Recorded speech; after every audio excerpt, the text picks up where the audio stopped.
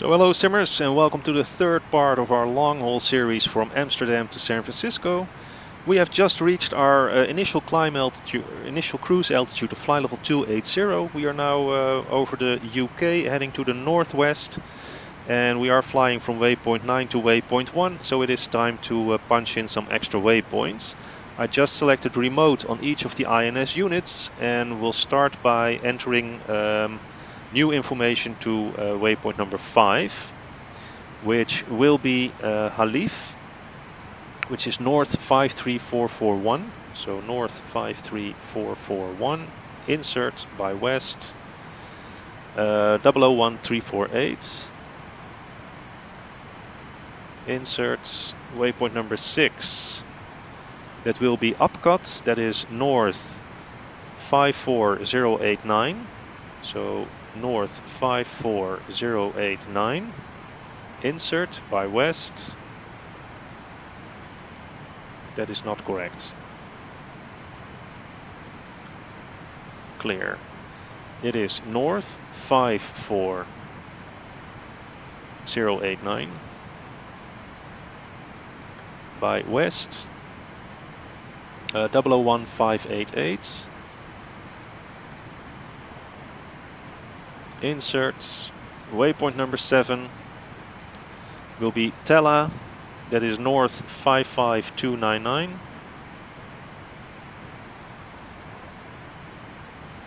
by west 003212. Insert waypoint number 8 will be At6, that is north 60000, so north 60123. Insert by west 0140, 011234. Insert and waypoint number 9. That will be north 62 by west 2, so north 62 123. Insert by west 021234. Check. Inserts. Alright. So right now we have included the waypoints and we can fly until this position, so that's quite a long way to go. And now we can focus on the INS updating.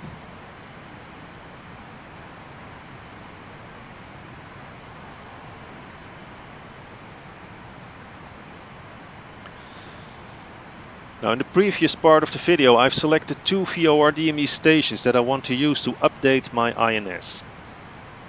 For those of you who haven't watched that part, that's Otteringham and Wallasey, although I think that Wallasey might be a little bit out of range, so I think I'm going to change that one to Manchester. Let's see if Manchester gives us a distance reading already. That's 11355.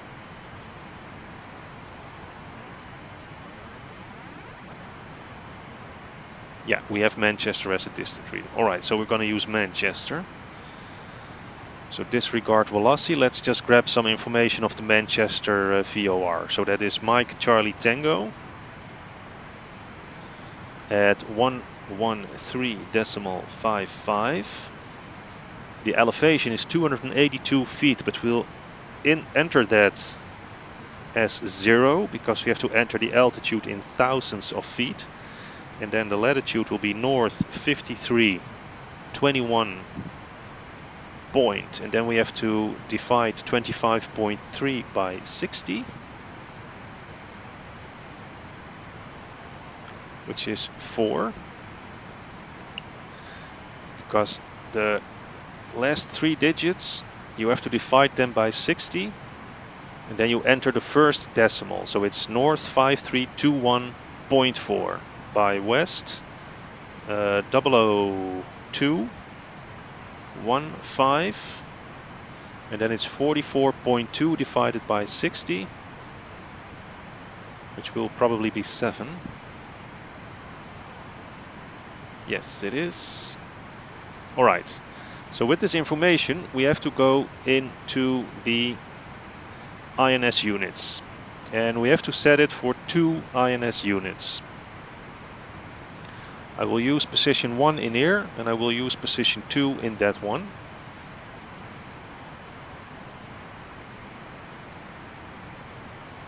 We are in mode 4, that is good, so let's go to waypoints.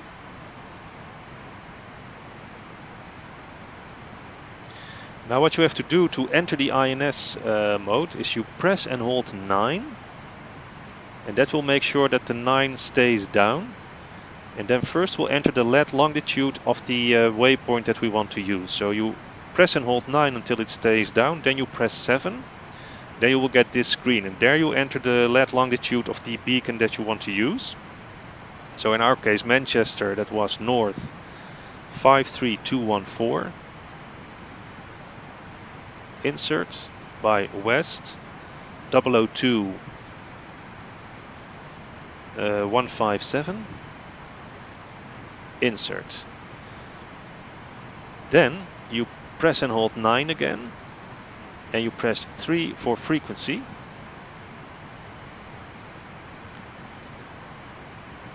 And then in the left screen you enter the elevation, which is 0, so you press 2, then 0, insert. And in the right screen you enter the frequency, so press that one to select the right screen, and then enter 11355, insert. We have entered this in position 1, so press waypoint change 1, insert, and now you can see the INS updating light starting to illuminate for INS unit number 1. And we'll go over to the first officer side, and we'll punch in the data for Otteringham in his system. So again, go to waypoint, press and hold 9 till it stays down, then press 7 for the LED longitude.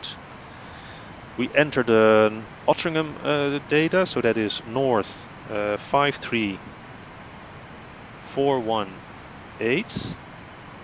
Insert by west 000 123 06.2. Insert.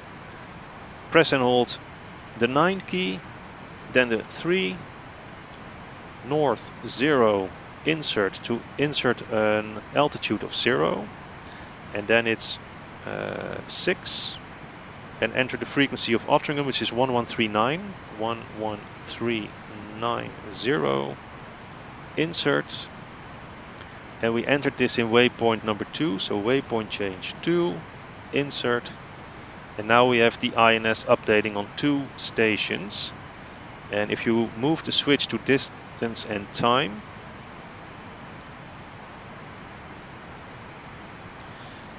you can see that right now the INS says we are 62 miles away from Manchester.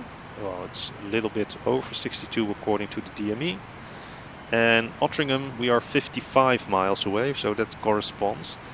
But this will just keep this running, and it remains in INS update mode until we are out of range of the VOR stations. Now, the only thing that I'm a little bit concerned about is that we might be just a little bit too close to the stations, because usually you want, I thought it was at least like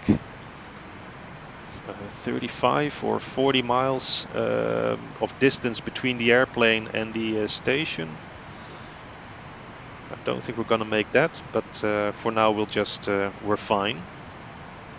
But another thing that we have to do, we are now at our initial cruise altitude of 28,000 feet, but that's not what we want to maintain for the rest of the flight. So what we have to do is start to run a calculation to see when we can climb to the next flight level, which will be flight level 300. So we'll move to the flight engineer station to do that. On the desk of the flight engineer there is this table, and this table gives the optimum cruise altitudes at Mach 0.85 at a given weight. Now we have the gross weight of the airplane in here, so right now we are 347 3,400 kilos, which means that we are between these two lines. We have to be at or below 353,800 kilos to be at an optimum weight to cruise at flight level 300. Now we are below that, so we can make a step climb to flight level 300. So what we'll do is we'll suppose in the real world you contact ATC, ask for a step climb to 300. Now let's say that they have granted us that. So let's dial in 30,000 feet in here. We'll press Alt Select, vertical speed, and we'll just climb with 500 feet per minute. But we're not there yet, because we also have to adjust the cabin altitude to 30,000 feet on the flight engineer's panel. So make sure that you dial this one also up to 30,000 feet. So every time you enter a different altitude in the pilot's MCP, you also have to change the altitude in the flight engineer's panel for the cabin altitude. So what we expect to see is that this needle will end on top with the value of 3,000 feet in this window once we have reached flight level 300. Now we're still satisfied with the cabin temperature, galley powers, everything is still on, all the values look normal, normal fuel burn,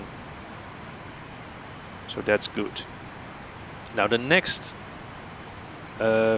step climb will be to 32,000 feet, and we can make that step climb when the airplane is at roughly 322,000 feet.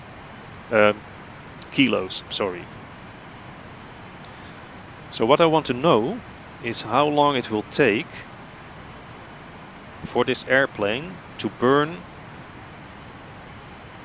24,000 kilos of fuel, because we have to lose another 24,000 kilos of fuel before we are at 322,000 kilos of gross weight. And therefore you can take a look at the pilot's panel at the fuel flow indicators. Now right now we are still climbing to 30,000 feet, but once we are straight and level we can see what the fuel flow will be in normal flight for each engine. So you multiply or you add up those numbers and then you know how much fuel is burned per hour.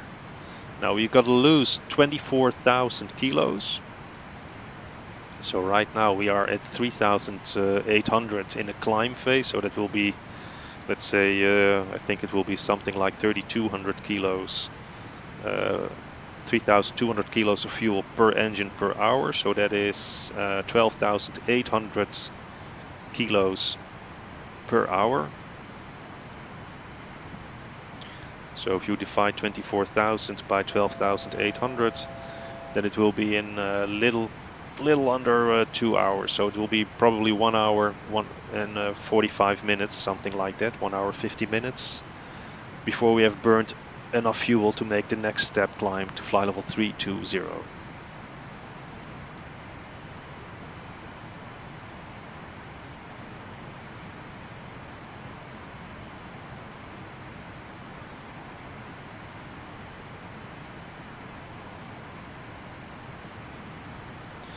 Yeah, as you can see, we're just under that 40 miles bit in here, but it doesn't really matter too much right now. INS is updating, and that is what we wanted to see.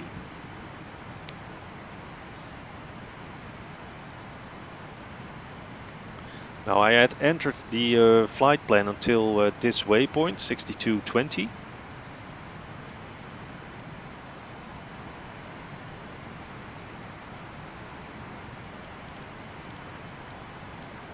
And that was waypoint 9. We are now flying from waypoint 4 to waypoint 5, so I can enter waypoints in the first 3 waypoint positions again. So that would mean that I can enter the waypoints until the other side of Greenland, and that will have the airplane run for quite a while. So I think I'm just going to do just that. And that will also help if you suppose you want to fly this thing online in across the pond event and you need to contact VetSim for your oceanic clearance. They want to know at which times you expect to reach a certain waypoint in your oceanic crossing. So first thing you need to do is to make sure that you have your oceanic crossing waypoints in the INS, and then you can start to take a look at the times at which you expect to cross those waypoints. Now right now we are programmed until 62 north, 22 west. And if I want to know how much time it will take me to reach that waypoint, we are now flying from 4 to 5. I can set this to distance time, press waypoint change, press 4 to 9, and then I can see that it is 787 miles and it will take me 104 minutes. So that's like 1 hour 43 minutes right now to reach that waypoint. Now right now the time is 10:07. So at 11:50 GMT is when I expect to cross that waypoint. So I can just clear here and then everything is back to normal, so no worries.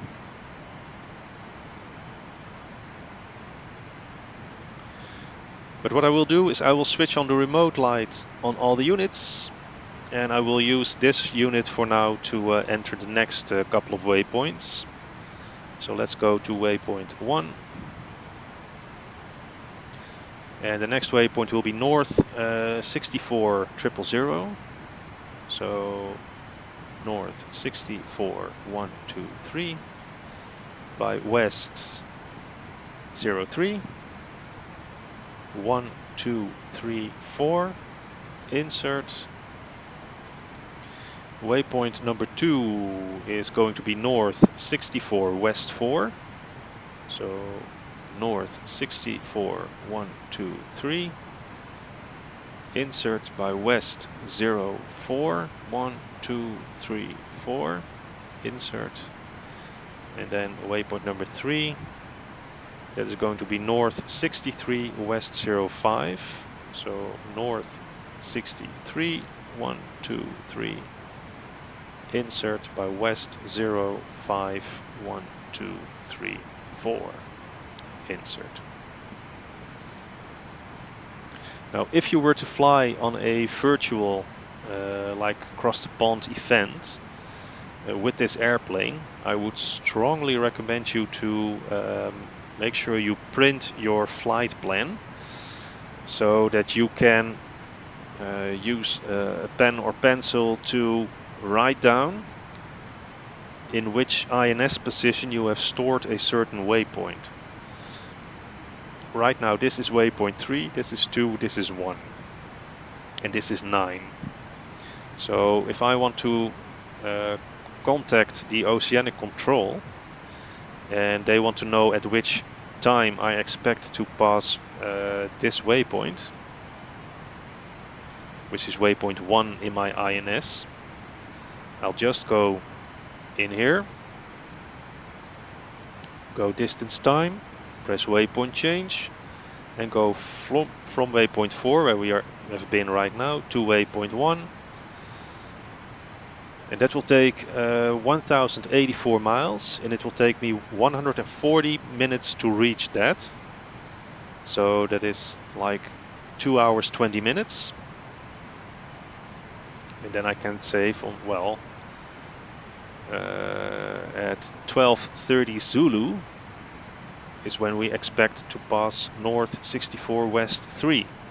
And if they want to know when I expect to pass north 64 west 4, which is waypoint 2 in the INS, I can go back to, I can clear this, waypoint change from 4 to 2, and that's gonna take me 173 minutes, so that's almost 3 hours, 7 minutes shorter. So I can say, well, that's gonna be 13:03 GMT, and that's the method that you can use to predict the time at which you expect to cross certain waypoints. Of course, that is without considering any winds that might change. So it's not completely accurate, but that's what you can tell them what you expect. Now, in the meantime, we have passed the Ottingham and Manchester VORs, so we're flying away from them. And that is why you get to see all the 9s in here. This is the distance from the station, so that is pretty accurate. And the time to reach the stations, well, we're never going to reach them if we're flying away from them. So that's why you see all the 9s. If you want to leave the INS update mode on these INSs, you can just simply rotate the switch. Then you're out, but you can see that the INS updating still keeps running.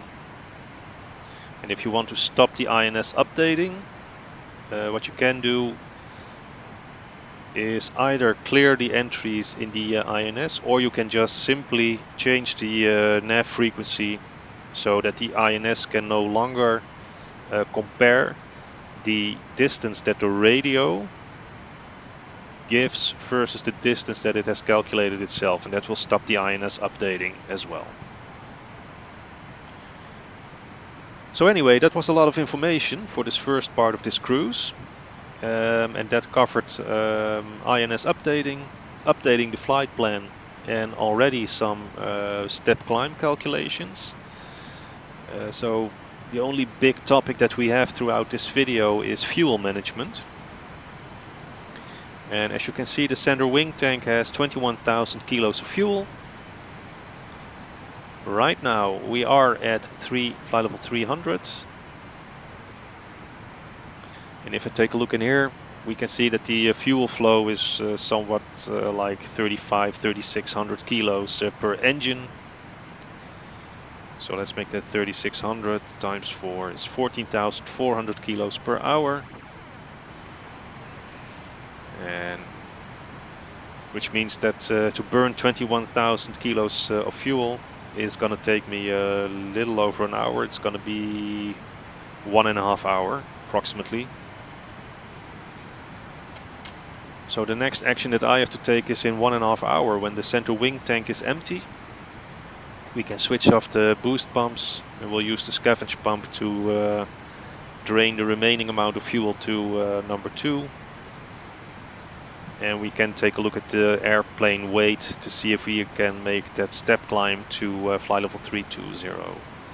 But until that time, everything seems nice, calm and under control.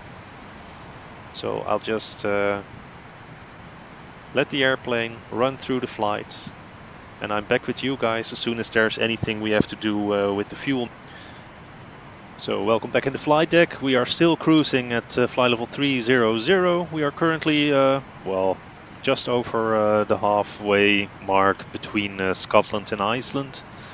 So the first thing that I just did was I set the Keflavik VORTAG on 112.8 on both nav radios.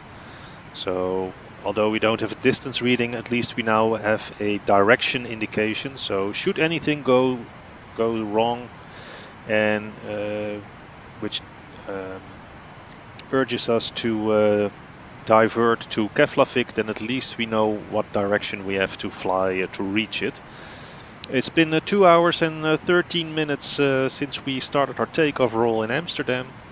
And right now, when we take a look at the flight engineers panel, we can see that the center fuel tank is starting to drain. So we have to take some closer look at the fuel management. Now, right now, we have all the boost pumps on, which means that as soon as the center wing tank has drained, every tank will start to supply an engine with fuel. And we don't want that, because that would mean that the number 1 and number 4 main tank will be completely dry when we arrive at our destination.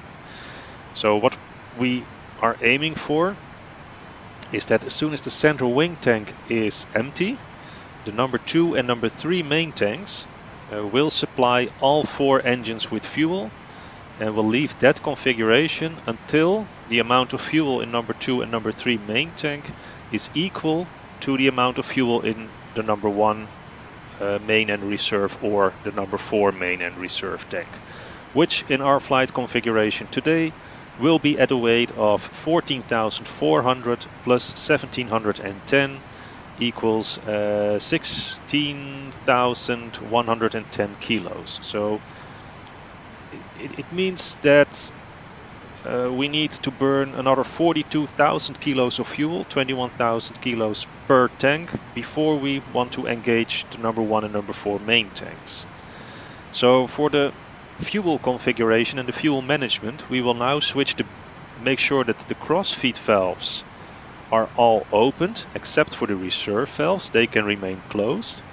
And now that we are satisfied that all the cross-feed valves are open, we will switch off the number 1 and number 4 boost pumps, so that as soon as the center wing tank stops supplying fuel to the engines, the only 2 tanks that will supply fuel to the engines are the number 2 and number 3 main tanks. And usually the center wing tank will stop supplying fuel roughly when it's at 1200 kilos, so like 900 kilos to go. And then we can switch off the boost pumps for the center tank.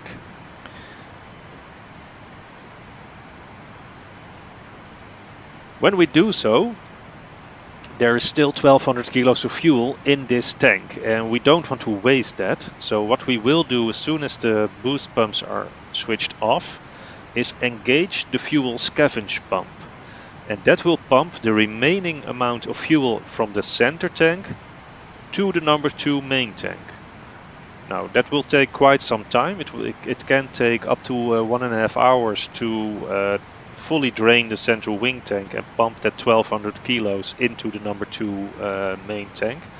But it will cause a fuel imbalance that we will have to address as soon as this tank is empty. But we'll come back to that later. For now it is important that we switched off the boost pumps on number 1 and number 4 main, and that we keep monitoring the center wing tank. As soon as the pressure lights illuminate, let's say roughly at 1200 kilos remaining, we will also switch off the boost pumps here and switch on the scavenge pump. Now the other thing that we have to take a close eye on is the vertical navigation, and we already established that we are in an optimum weight to climb to cruise at flight level 320 when we are at 322,100 kilos. So that's only 3,000 kilos from where we are now. So with such a small difference, the airplane is already capable of climbing to flight level 320. So let's do just that. Let's say that we have received our clearance and we are clear to climb to flight level 320. So we'll just dial up the altitude window in here. Select Alt Select, use vertical speed mode and climb at 500 feet per minute. We'll go back to the flight engineers panel and we also dial up the cabin heading, cabin altitude for flight level 320. So we should see this needle moving up until it has reached 6, 7, 8, like 3,800 feet. So when this needle is here, that's when we are at flight level 320.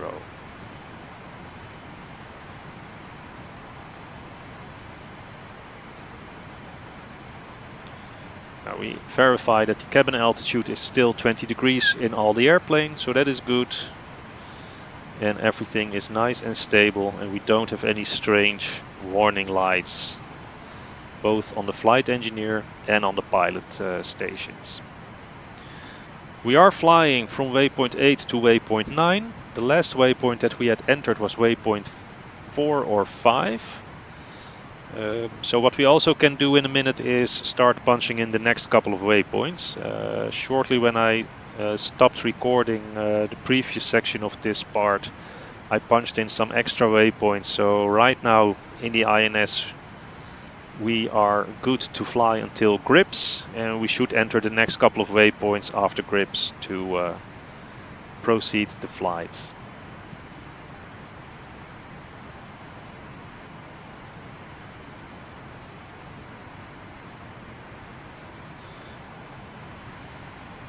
Now, as you can see, we are now at 1250 kilos in the center tank.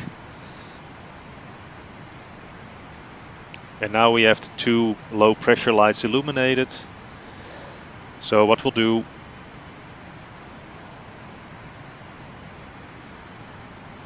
is we'll switch off the boost pumps and we'll open the scavenge pump. And this is a very small pump, so it will take like approximately 1.5 hours before this tank is fully drained. But right now we are working on that. So I wouldn't be surprised if it's completely drained just before we reach the Greenland, what's it called, the Nuuk FIR.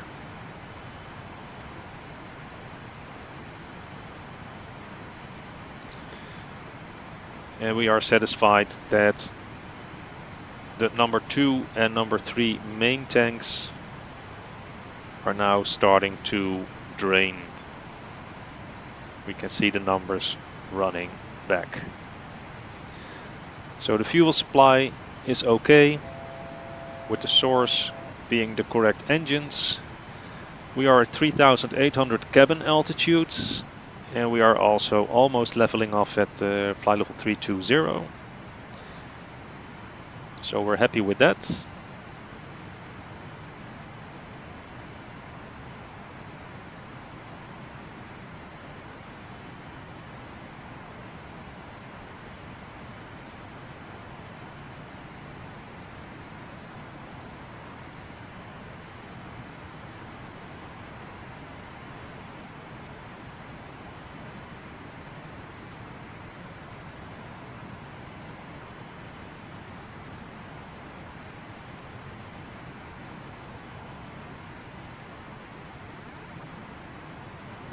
And by the way, another piece of advice with this add-on: if you walk away from your computer and you want to leave this thing running without you being there to attend it all the time, always switch the nacelle and wing engine anti-ice on. Sometimes the weather can give an update that there will be like cirrus clouds at your flight level, and once you get icing on your wings, the thing will crash. I had that once a couple of months ago. So when you leave your PC unattended, always make sure that you have the anti-ice switches on, just in case the weather starts messing up some things. Anyway, we are at flight level 320. All told, cabin altitude is as it is supposed to be. We can see that the scavenge pump is indeed draining the center wing tank. So we are all right for now.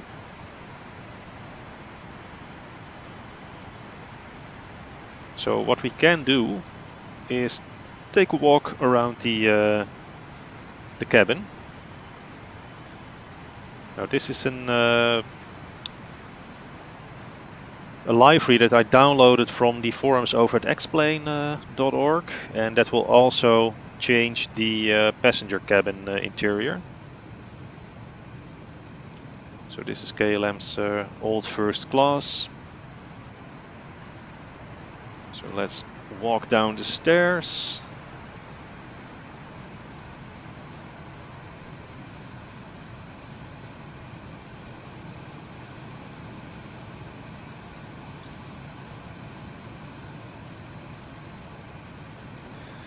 So this is first class. KLM doesn't have first class anymore.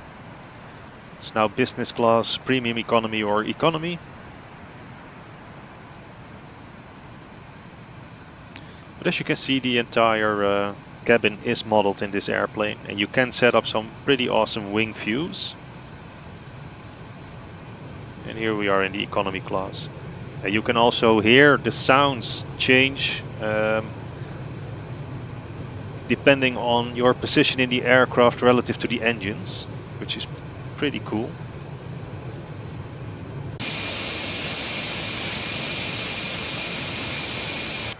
So Sorry about that, guys. I just thought I pressed the wrong button, so I wanted to make sure that I didn't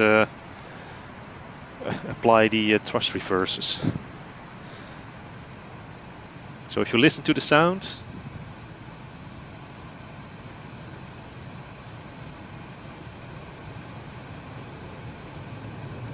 closer to the engines.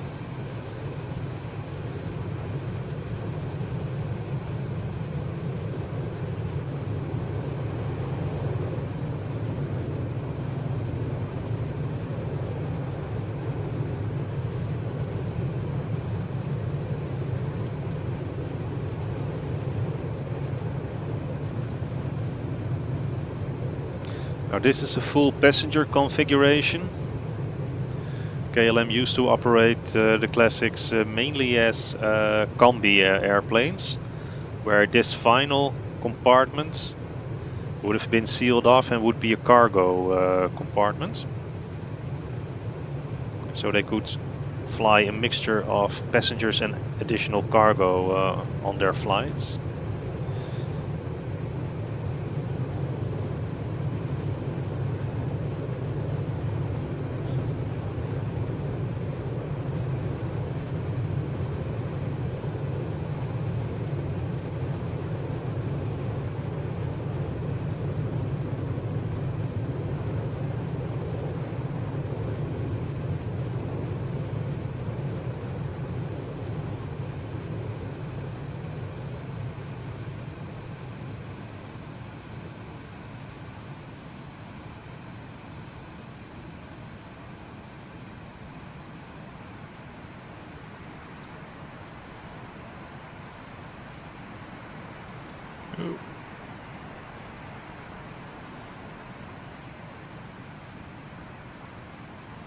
But let's go back into the cockpits.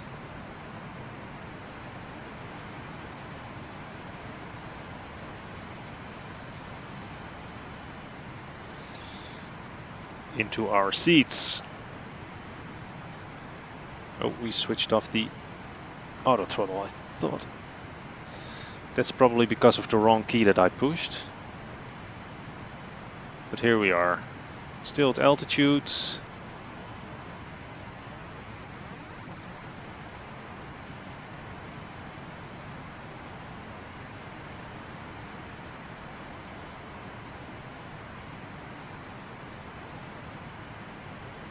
It's just that we are now flying a little bit faster than anticipated. So what I do want to do is switch it off. Slow down a little bit until we are at Mach 0.85. And then re-engage the auto throttle system.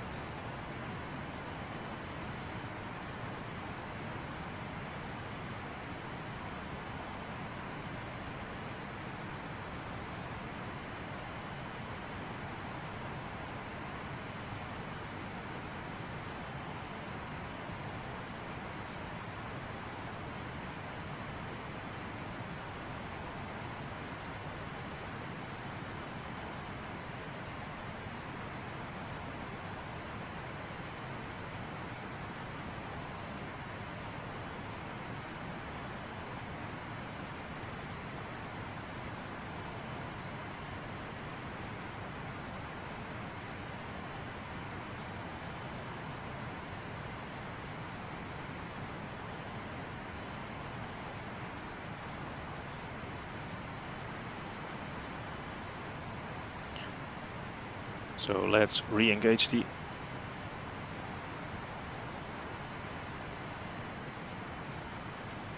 auto throttle system right now. That should keep us at roughly 0.85 Mach, which is our planned cruise altitudes, cruise speed.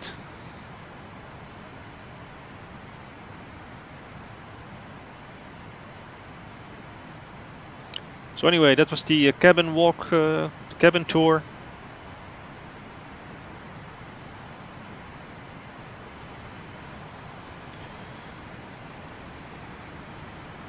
So I'll just let the airplane continue its... Oh no, what we can do is add some additional waypoints. We should do that. So let's press the remote button on all the CDUs. And let's see, waypoints.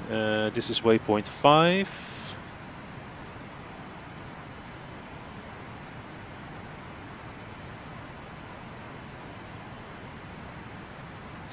So grips at 63000.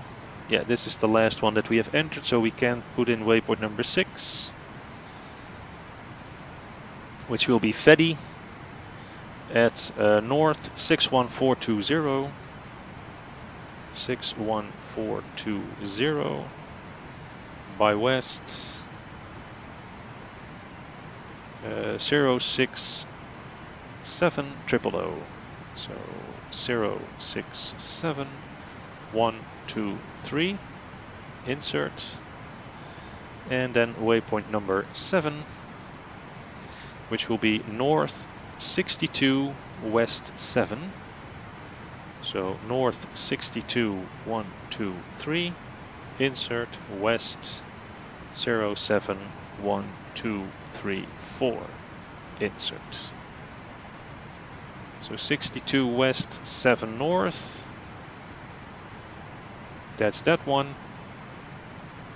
So right now we can continue the transatlantic crossing until we make landfall over Canada. Then we have to start punching in some extra waypoints that will bring us further down to California. So let's press the remote button again, set this one back to track and ground speeds.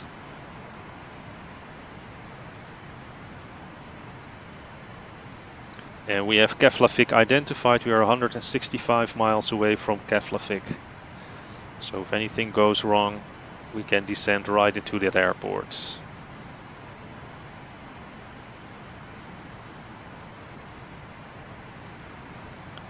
And that's basically it for now. I'll be back with you guys as soon as the center wing fuel tank is completely empty. And we have that fuel imbalance between number 2 and number 3 main tanks that we will address once it's there. What we can also do is calculate when we are ready for our next step climb. Fly level 340 will be at 296,200 kilos. So that is another 25,000 kilos to go. If we take a look at the current fuel flow, it's 3,000, well, let's say 3,300 per engine. So that's 13,200 kilos per hour. So it's a little under 2 hours before we can make the next step climb. So that will be 1,500, let's say 14:45 local. My time. So now I know that I can leave my system alone, do whatever I want for the next 1 hour 45 minutes. I don't have to take any actions concerning the flights. Of course, we will check regularly whether to see if everything is still working as it should. Leave the anti-ice on when you leave your station. And I'll see you guys in a minute when the scavenge pump is done with its task. So see you in a bit. So welcome back. We have just arrived over Greenland. We are now at the east coast of Greenland. And when we take a look at the flight engineers panel, you can see that the fuel in the center wing tank has now reached 50 kilos and there's a pressure warning on the scavenge pump, which means that we can switch the scavenge pump off. This will always remain there. You cannot drain it completely. But when we look at the contents of tank number 2 versus tank number 3, we can see clearly that there is like an 800 kilo, an odd 800 kilo fuel imbalance between the two tanks. And any fuel imbalance that is greater than 500 kilos has to be attended to. So we just have to solve this imbalance. Now there's basically two ways of doing this. One is the wrong way and one is the proper way. The first and wrong way is to just close the crossfeed valve from number 3 main. That will make sure that number 2 main tank is feeding all the engines except for number 3 and thus will drain faster. However, it's not to be recommended doing it that way. I watched a video by Reflected Reality Simulations, so big shout out to Graham. And he explained that it's much better to use the jettison panel to do that, so that's what I'm going to do as well. You open the panel, you make sure that the jettison valves are closed. As long as these are closed, there won't be any fuel dumped overboard. So you can press whatever you like in here. As long as these are closed, at least you keep the fuel on board.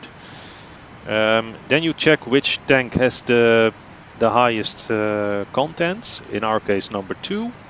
So you open the number 2 inbound, inboard and outboard main jettison pumps. And that will create more pressure in here.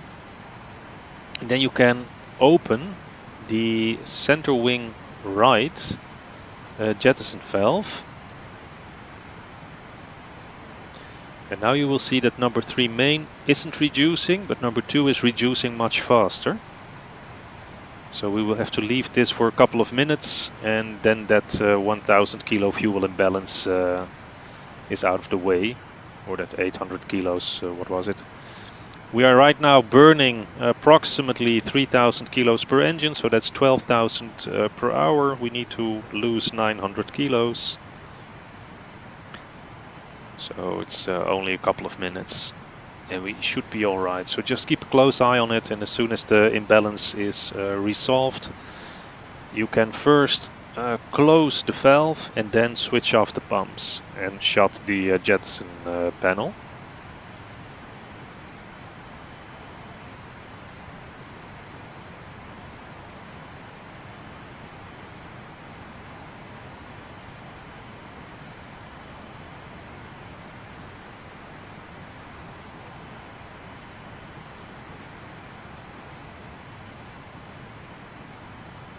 Now we have a pretty stiff headwind right now. We are on a ground speed of only 380 knots. If we take a look at the flight plan for the weather information concerning the wind mostly. Well, we are right now here, and that is indeed the part of the flight where we will receive quite a massive headwind. So I hope we will fly through this pretty quick. Then it should be mainly a wind from the side for the rest of the flight. But right now we are burning a lot of fuel. We hope to reduce the fuel burn on this long stretch into California.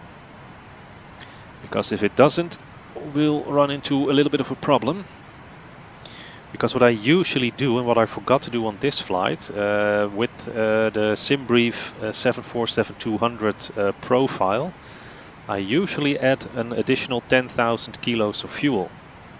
And I haven't done that in this flight. So we're gonna be arriving in San Francisco with a little fuel in the tanks. But we should be alright. Because if you look at the flight plan,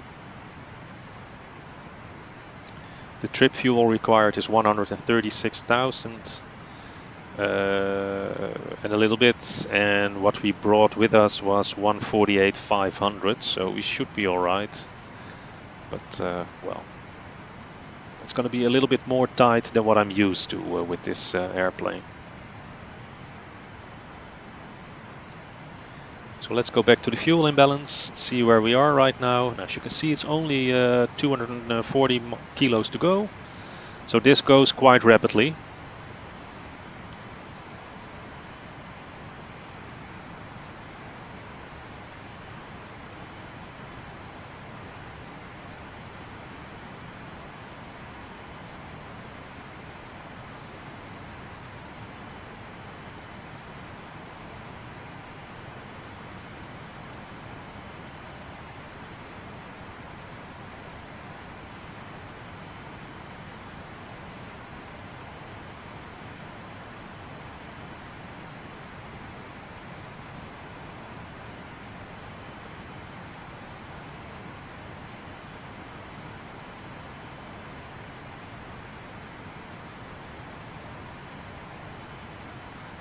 So we're coming up at the 320 mark in the number 2 main, and as soon as we are there, we'll close the jettison valve.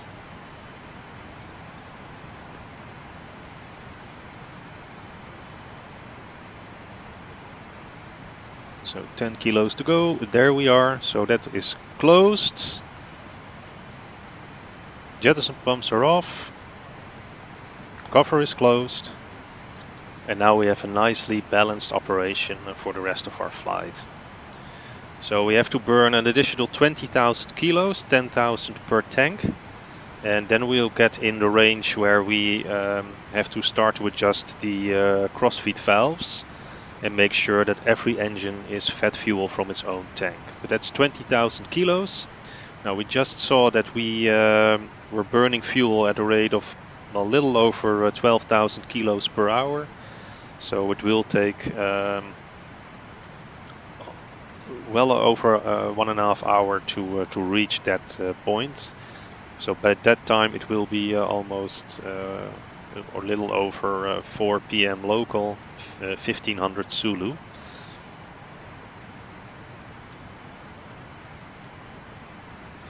And I guess by then we should be flying somewhere in this region.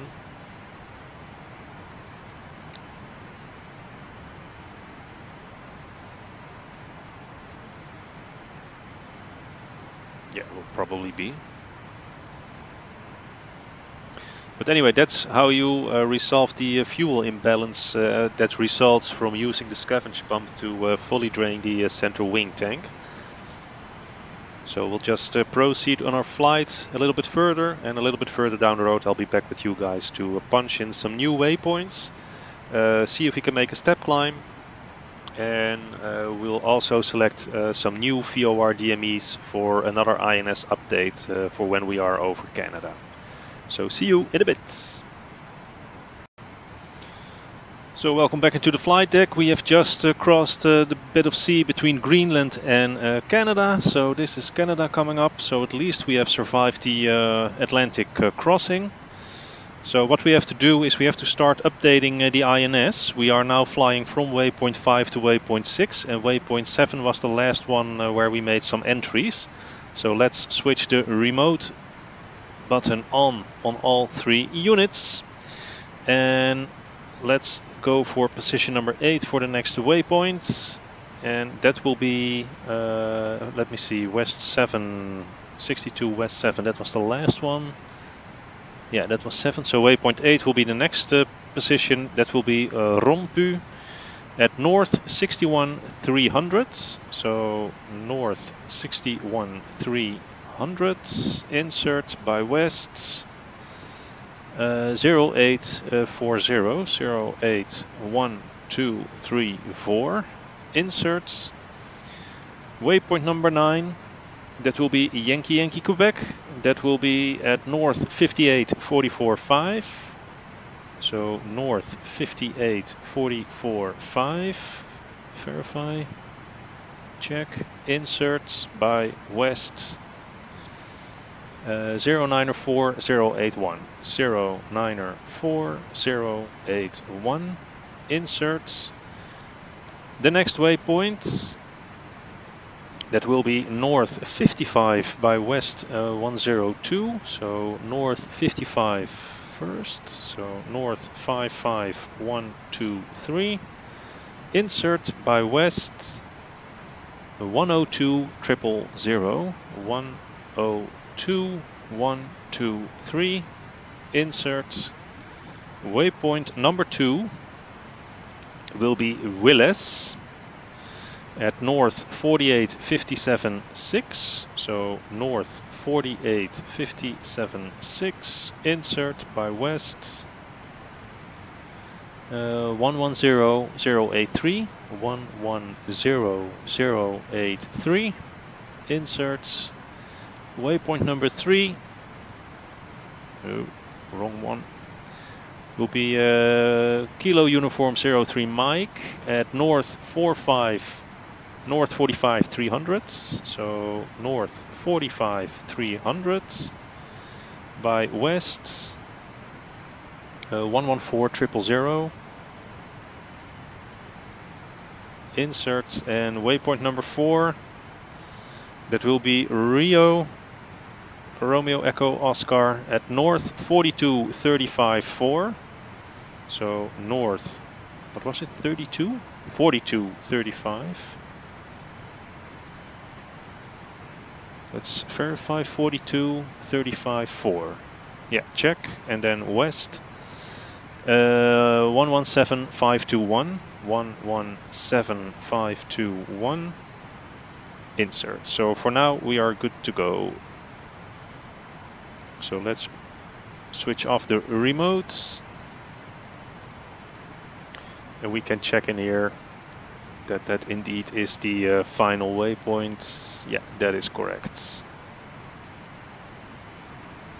And let's also check that in this one. Yes. Alright, so the INS is programmed. If we take a look at the flight, we are now approaching waypoint Felis. And if we take a look at the flight plan, at Felis they have us climb to fly level 340.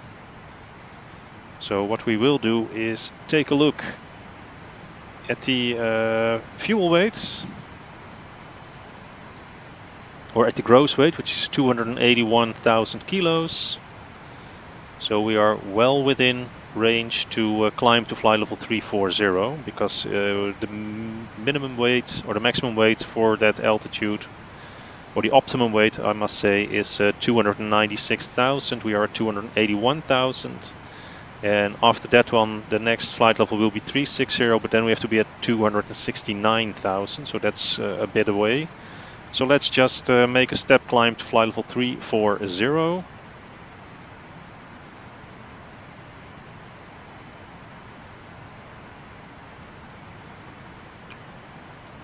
Alt select, vertical speed, and 500 feet per minute.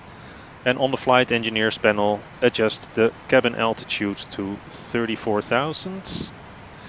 Now what you can see in the fuel management, we are approaching also a critical phase in the fuel management.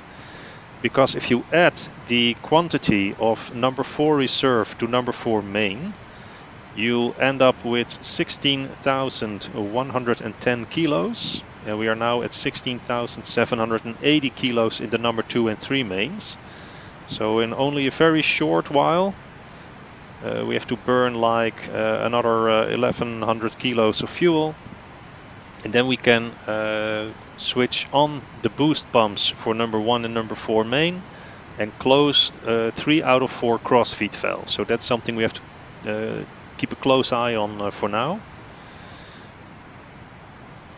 And what we can also do, since we are now over the Canadian mainland, is see where we can check or re-update our INS.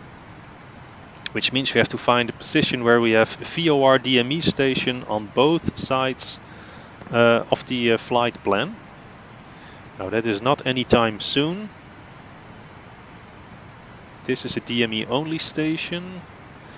Now in the real world this would work, a DME only station.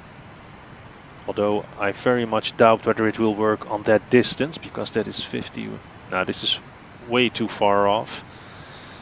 But we need VOR DME stations in the Felis, so what I think will be the most optimum situation is in here. So we'll use these waypoints, or these VOR, so that's the Lynn Lake. Let's see how strong that one is. Now if you click on it and you get the airport information, just right click and then select the square with the hexagram inside of it. So that is Lynn Lake. And well, it doesn't give any information on range and power, but we'll just have to take the gamble and go with that one. And the Thomson VOR DME for the nav updating, or the INS updating. So that is 112.6 on the first officer side and 112.9 on the captain side.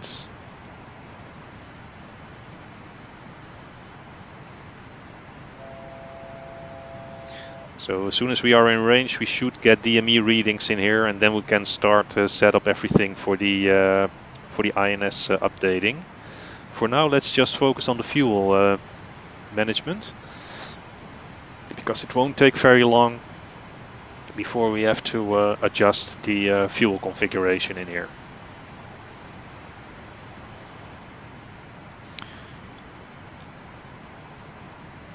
It needs to burn another 800 kilos. And when we take a look at the fuel burn, the fuel flow right now is like 13,200 kilos per hour. So it's less than 5 minutes away. But what I can do already, however, is just write down the VOR DME stations that I want to use for the INS updating. So that is Yankee Yankee Lima on the first officer side. So that's Yankee Tango Hotel for the captain. That is on 1129. And the elevation is 777 feet, so I will write that down as 0. And then we have north 5548. This is just good old pen and paper writing this down for myself. 5548. Point, and then we have 39.6 divided by 60. So 39.6 divided by 60 equals 0.6. By west 097. 49.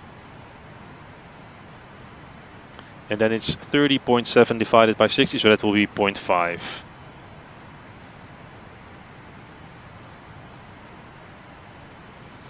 And then we have the next one, which will be Yankee Yankee Lima for the first officer on 1126. And let's just see what the elevation is. That is 1206 feet, so that will be an elevation of 1. And then it will be north 5651. And then 50.2 divided by 60. I think that will be 8. Yeah. And then it's west 101. 04. And then it's 31.2 divided by 60. Oh, still 0.5. All right. So now I have the information for the INS updating already for myself. So let's go back to the flight engineer station, and now we can just count down, because it's just 70 kilos per tank.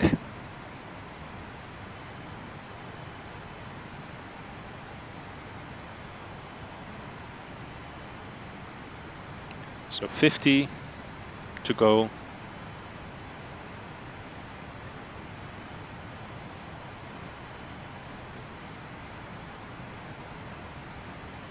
30 to go. 20 to go.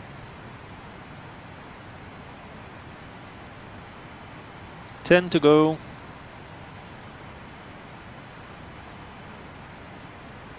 There we are. So boost pumps on number 1 and number 4 main will be switched on.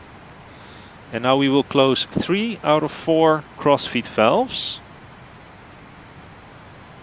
And now you will see that number 1 and number 4 main tanks are also decreasing in value.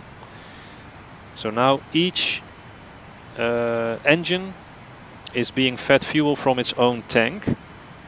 And the reason you leave one open is to keep pressure on this system here. If you close them all, that's not working. I didn't thought of that myself, but it was in one of Reflected Reality Simulations videos. So it was a good advice, and he's a professional. So, well, if it's good enough for him, it's good enough for me. So leave one open and make sure that the boost pumps are on, except for on the central wing, of course. And now we have the fuel management system configured for the top of descent, and at top of descent we will open the reserve valves. But for now we are good until we are at our top of descent. So we are at flight level 340. We have programmed our INS with waypoints until Romeo Echo Oscar, which is probably somewhere down here. That's Rome. And if we take a look at the flight plan, in terms of the vertical profile, we expect to climb to flight level 360 at Yankee Yankee Quebec. So that will probably be, where is that? Here at Churchill. So that will be our next step climb. So at Churchill, that's basically the next point where we have to take some actions. We have to step climb to flight level 360, and we have to set up the INS units for the INS updating. So what I want to know is how much time it will take me to reach Churchill, which is the 1 to 3rd waypoint from now. So right now we are flying from waypoint 6 to waypoint 7. So 6 to 7. 6 to 8, so that will be waypoint 6 to waypoint 9. I want to know how much time that will take me, so I go to this one, waypoint change, 6, 9. It's going to take 108.3 minutes. So that's like 1 hour, 38 minutes. Is that correct? No, that's longer. 1 hour, 48 minutes. 90 minutes is 1 hour, 30. Yeah, 1 hour 48 minutes from now. So that will be at, let's say, 6 o'clock local time where I live, 1700 Zulu. That's when we have to get back to do some active work to bring us further down the road to San Francisco. And by the time that we are here, we have moved another 2 waypoints. So then I can also enter the next 2 waypoints that will bring us to the entry point of our stars being legs.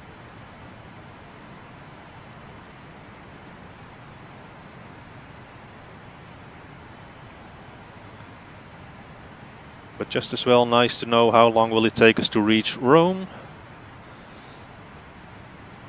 which is waypoint number 4.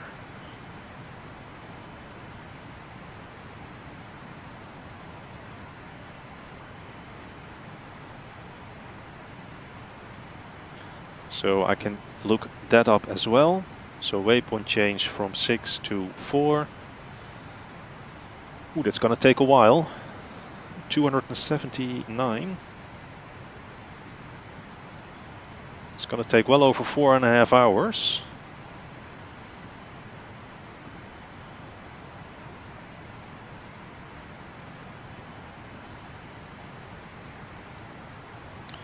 And what I also want to do, but we'll get back to that later. We'll update first on this section, and then I want to do another INS update somewhere in this region, so that we are in this region, so that we are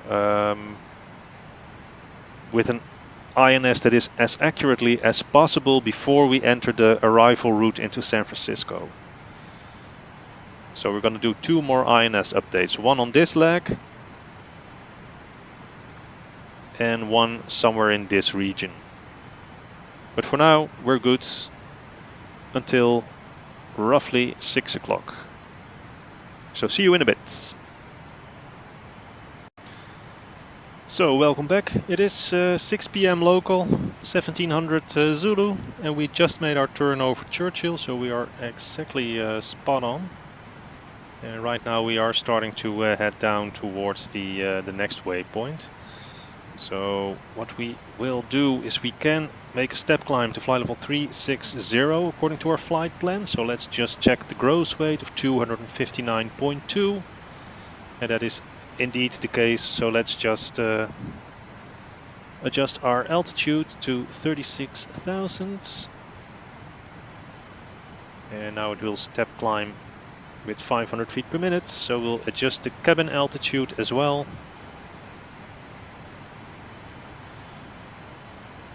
So that's all as it is supposed to be. Now I don't have readings on the DME yet, but we have tuned the nav radio, so let's just see if we can already receive their signals. Let's start by this one.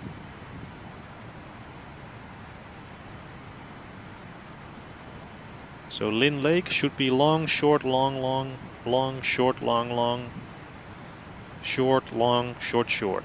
So let's just see if we can receive that.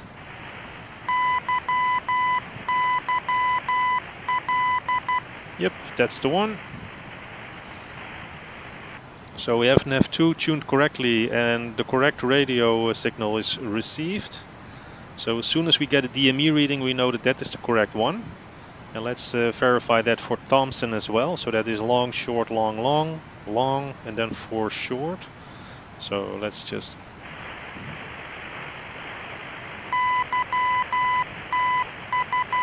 Yep, that's also right. So we do have the correct frequencies. We have received the VHF signal.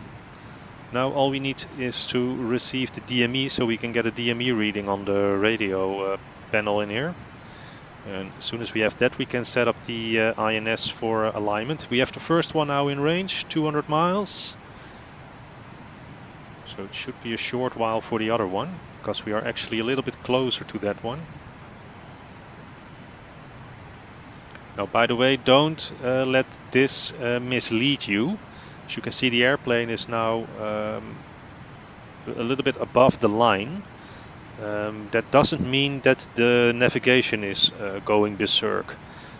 Keep in mind that this is a straight line on a flat chart, but that chart is the flat representation of a curved surface. So what you have on the longest stretches in your flight plan is that you will see that the airplane makes somewhat of a curved trajectory between two waypoints instead of a straight line. So that's perfectly normal. So this is not just the INS that is not accurate. This has got something to do with projecting a round surface on a flat map. But anyway, what we can do is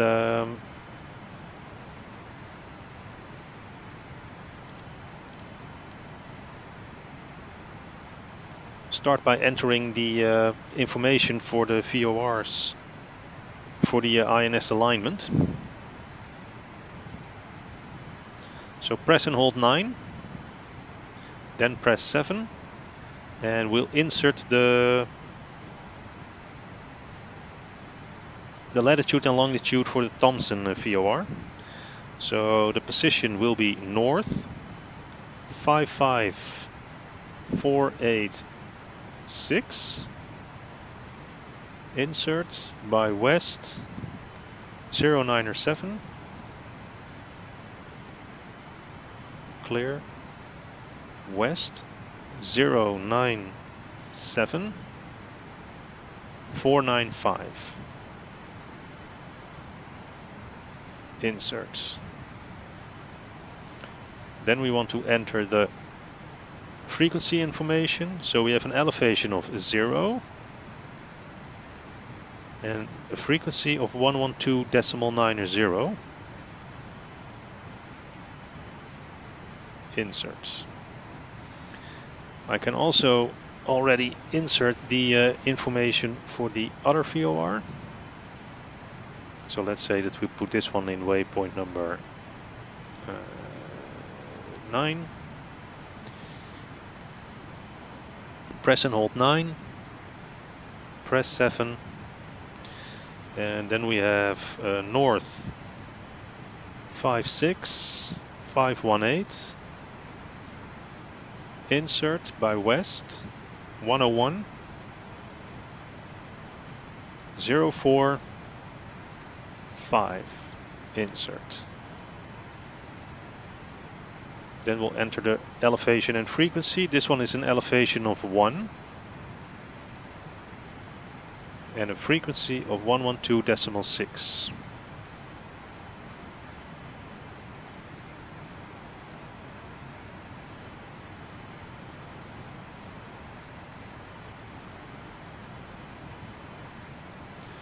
So this is set correctly.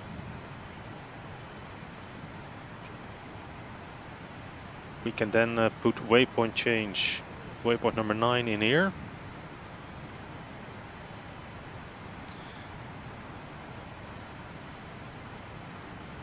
And we should get a reading any seconds. Because the maximum range in here is 199.9.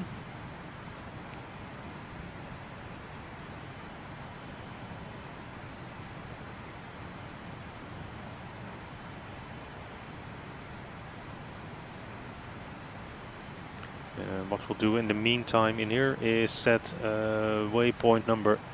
There it is. So we'll change. This should now be an INS updating. So waypoint change number 9, insert, INS updating. This waypoint change number 8, insert, also INS updating. So right now the airplane is making a slight correction to the left. And the INS system is now updating on those two DMEs. So once again, we can just let it run until the airplane is out of range of both DMEs, or we can just change the radio frequency on the VHF, on the nav radios, once we are satisfied with the alignment. But for now, if I switch these knobs, you can see this is 159.2, this is 158, and this is 191.1. So especially the left hand side is more than a mile off, and that's why it is correcting to the left.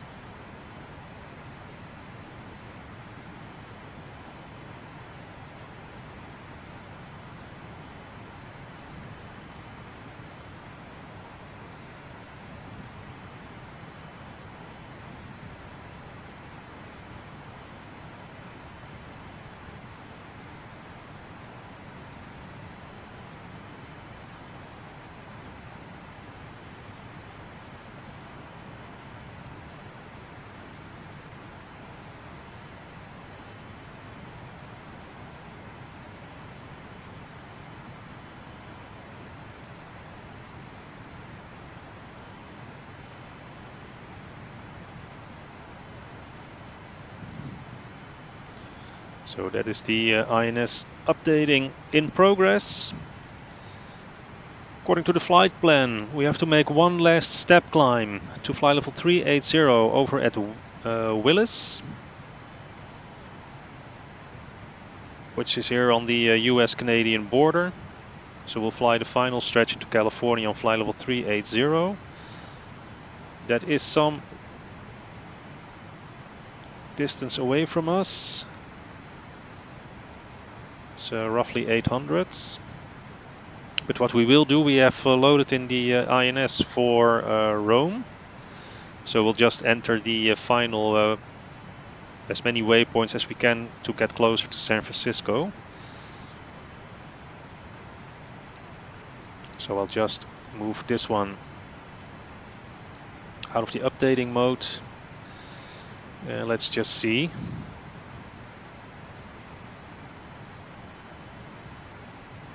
I thought we were at waypoint 4.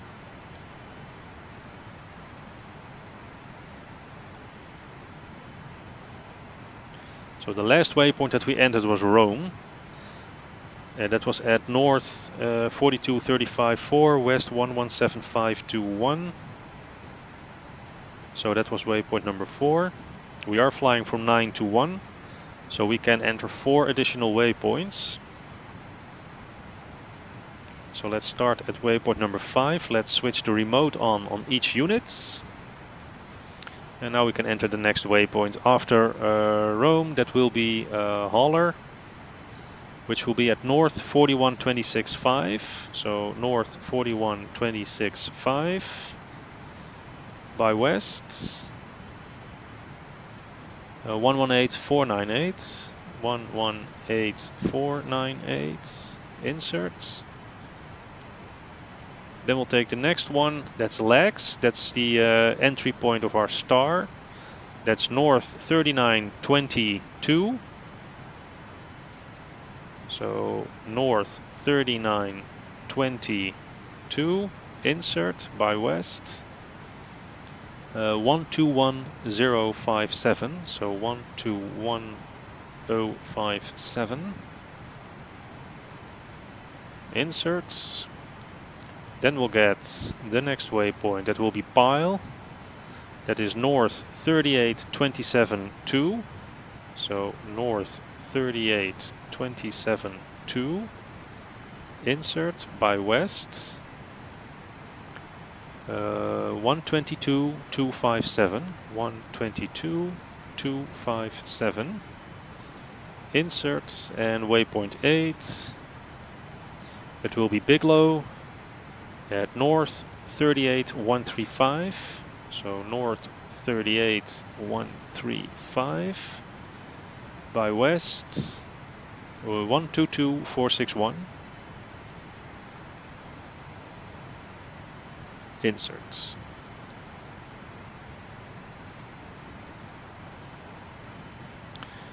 And that's it for now. So now we have waypoints inserted well into our star.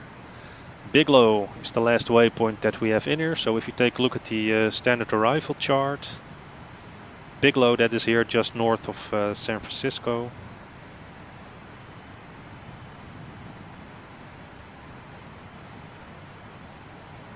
It's like 50 miles north of San Francisco. So let's just take a look how long it will take us to reach that. We are now flying from 9 to 1. That will take 31 minutes, but if we go from 9 to 8, that's going to take us 213 minutes. So that is 3 hours and a little over 30 minutes, so 3.5 hours.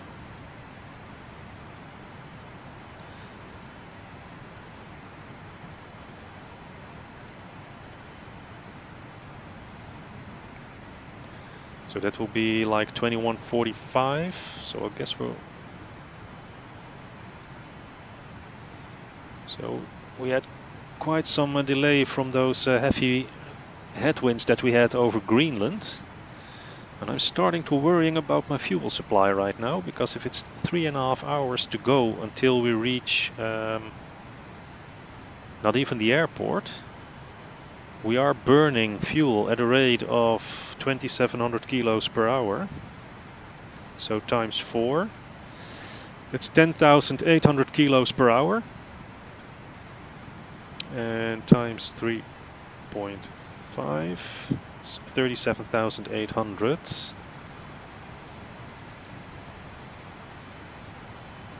Ooh. This is gonna be really tight, guys, if this goes on like this, because for this entire piece, it looks like we only have 3,000 kilos of fuel. Well, there's one upside to that, and that is that from somewhere down here, we can close the thrust levers. So the fuel flow will be very, very low. But it's gonna be a low fuel on arrival. I think I really wish I had gone for the extra 10,000 kilos of fuel on this one. We'll see how this ends. This is gonna be exciting. Anyway, we just proceed. We will arrive very close to San Francisco anyway. We'll just have to see if that's on the airport or not. But we are updating the INS. We have made a step climb to 360. And what I also want to do is see on what time I will arrive at Willis, which is the second waypoint after this one. So we are now flying from 9 to 1, so Willis is waypoint number 2. So let's do waypoint change from 9 to 2.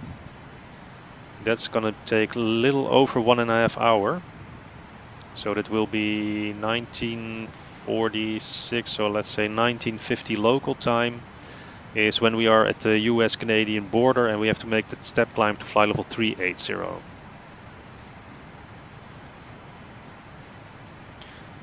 And I'll see you guys when we get there. So see you in a bit.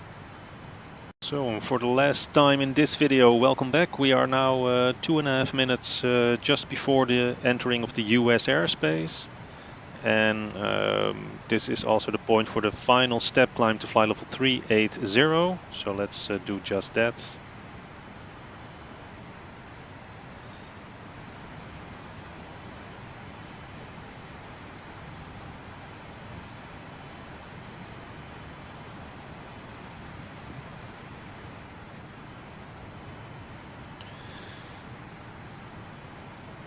And then it's down to the for the final stretch of this journey into San Francisco. So as soon as we have passed this waypoint and we are at 380, I will proceed with entering the last bit of waypoints for this flight, and then we can start to determine an estimated time of arrival. Now we took off at roughly 10:20 a.m. Not roughly, we took off at 10:20 a.m. So with a flight time of 11 hours and 17 minutes that was expected in the flight plan, we should be arriving in San Francisco at 9:37, but with the strong headwinds over Greenland, I think we are more heading towards the 9:55, maybe 10 p.m. Dutch time for our arrival, but we'll just have to wait and see as soon as we have leveled off and entered the last couple of waypoints to San Francisco. Because of course we have to do a descent and it's not a straight in. So once we are here we have to fly a little bit outbound, so it will add another 40 miles to the flight plan, but at least it will give us an indication.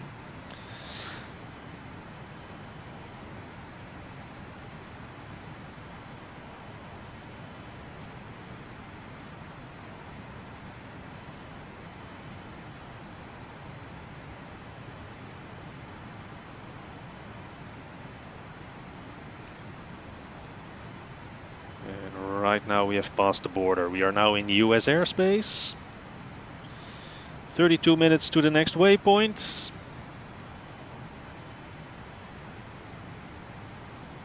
That will be Kilo Uniform 03 Mike.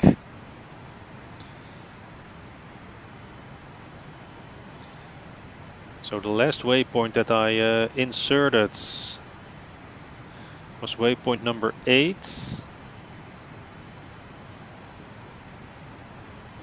It was Bigelow. So the next couple of the next waypoint is Lozit and Bodega.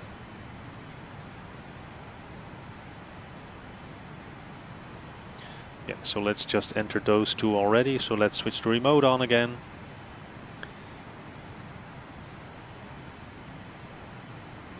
So let's select waypoint number 9. For Lozit, that's north 37540. By west 122404. Inserts. And waypoint number 1 will be Bodega. That's north 37494.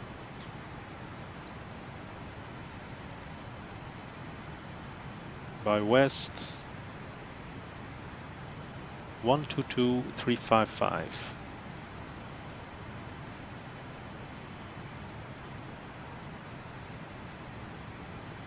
Inserts. So that is Bodega. If you take a look at the star,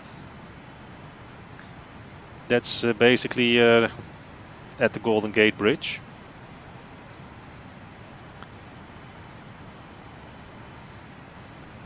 So we'll switch the remotes off again. And let's just see how long it will take us to reach that point. 108 minutes, so that is 1 hour 48 minutes. So that should be roughly 21:30. And then we have to start slowing down for the final bits of the approach. So yeah, I think I expect to land somewhere between 21:45 and 2200. So that is 20:45, 2100 Zulu,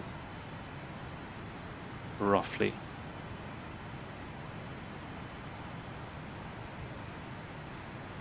I don't really understand why we are not climbing anymore.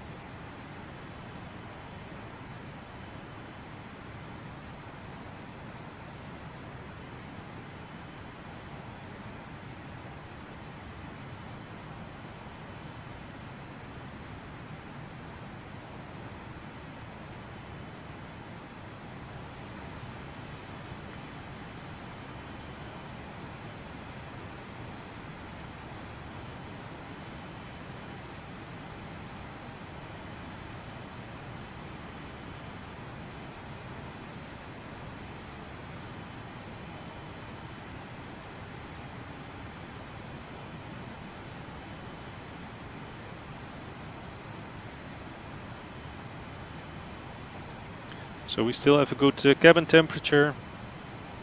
Pressurization is set correctly. There's no weird things in the fuel, no strange warning lights. No strange warning lights at the pilot stations, nor on the overhead. And we are now at flight level 380, so let's go back to alt holds. And as you can see, the fuel flow has now reduced significantly because the airplane is much lighter, of course. So right now we are burning roughly 2400 kilos per engine per hour.